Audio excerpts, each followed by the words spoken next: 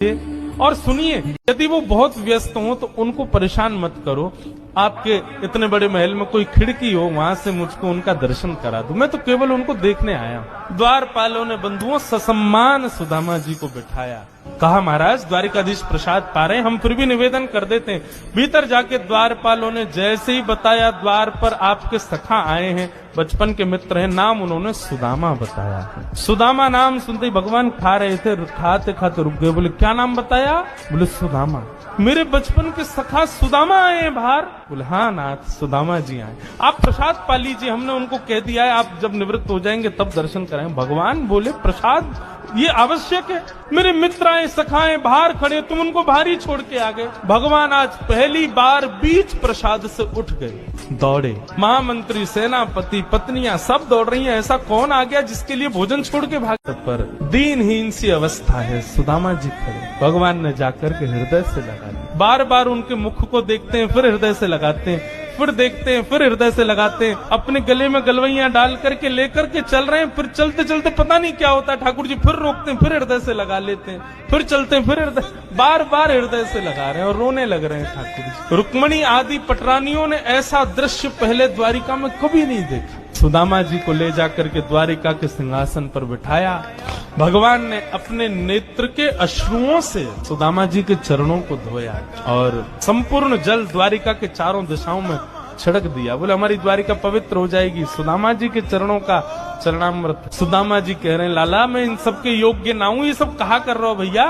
ठाकुर जी बोले, आप किसके योग्य हो और कौन किसके योग्य? मुझसे बढ़िया कोई नहीं जानता, चुपचाप बैठे रहो। जो लक्ष्मी सदा के लिए विहीन हो गई थी, उस वही लक्ष्मी आज सुदामा जी के चरण पहुंच रही है। भगवान की सुदामा जी की थोड़ी मैत्री चर्चा हुई। सुदामा जी से भगवान ने पूछा, सुदामा जी ब्याह ब्याह हो गए आपके? बोले, हाँ लाला है क्यों ब्याह? बोले, ब्याह कर लिया, हमको नहीं बुलाया? बोले, लाला कर्जा लेके ब्याह कियो और वह ब्याह में भी सबन को भोजन करावे के चक्कर में मैं और तेरी भाभी तो भूखे ही रहे। 4 दिन बाद पड़ोसी ने आके भोजन दियो, तब जाके तो पेट भरो। अब वहां में तो को बुलाते तो लाला तो पवानो तो बहुत दूर की बात, अब तू आतो तो तेरे संग घोड़ा आते, सैनिक आते, इनको ही नहीं पवा पाते। ऐसे ब्याह में फिर हम कैसे बुलाते लाला? हमारे निमंत्रण नहीं दियो।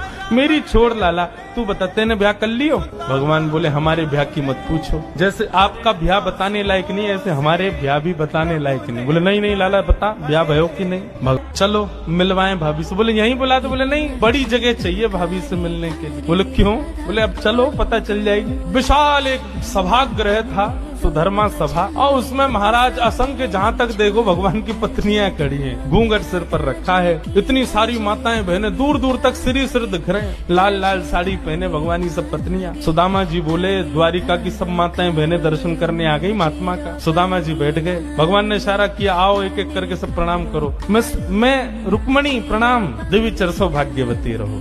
मैं जामवती प्रणाम, देवी चरसो भाग्यवती रहो। मैं सत्यभामा प्रणाम, देवी चरसो भाग्य। मैं कालिंदी प्रणाम, देवी चरसो। मैं भद्रा, मैं लक्ष्मणा, सब प्रणाम करती हुई 500 पत्नियां प्रणाम कर गई भगवान की। जब 1000 पत्नियां प्रणाम कर गई, ठाकुर जी खड़े खड़े देख रहे थे। सुदामा जी बोले, लाला यहाँ पे आइयो, कितनी और हैं अभी? भगवान बोले, 16,108। अच्छा लाला ये सब अपनी है?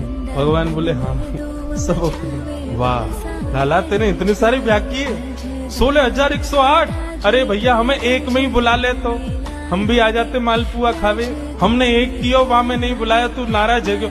तेने इतने सारे कि एक में ही बुला ले तो। ठाकुर जी बोले, कितने ब्याहों में तो मैं भी नहीं गया था, मेरे बिना ही ब्याह है गयो, बिना दूल्हा की ही बारात चल गई। बोले, लाला देख, पतलो दुबलो सो में सुदामा 500,000 पत्नियां प्रणाम कर गई, मेरा तो अभी से बीपी हाई है गो। लाला 16,000 को आशीर्वाद दूंगा तो मुंह तो लगा मेरे प्राण ही निकल जाएंगे।